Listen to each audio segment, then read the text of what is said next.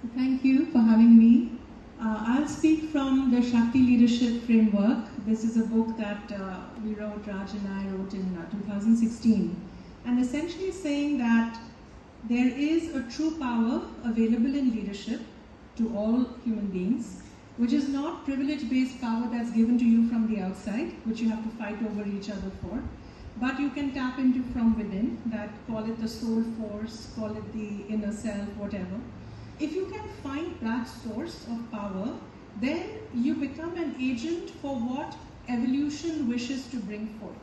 And as we know from the Gita, sometimes you have to fight the good fight, right? And being humble doesn't mean not standing in your dharma and doing the power that needs to be exercised, right?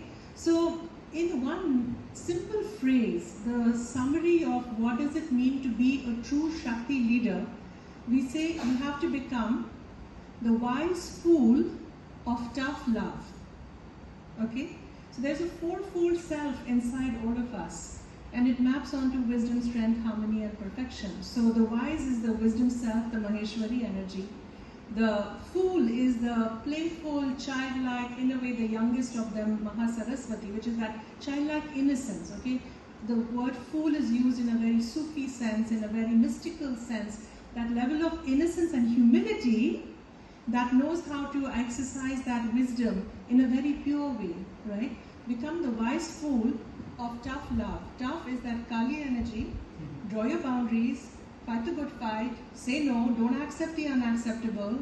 At the same time, from a place of love, which is the Mahalakshmi energy, which knows how to hold the whole as you go forward, keep everything harmonized. So when you tap into your true self, that presence, that inner ground, in that attitude of complete surrender to your own higher self, the mother's self being in you, now you have access to these four powers of the wise, the fool, the tough, the love, and from a place of humility and sincerity, you actually, your dharma is to play them, is to exercise them at the right time in the right way, right? And when the time comes and you don't do it, that too becomes adharmic, right? So do not get into what's called false humility.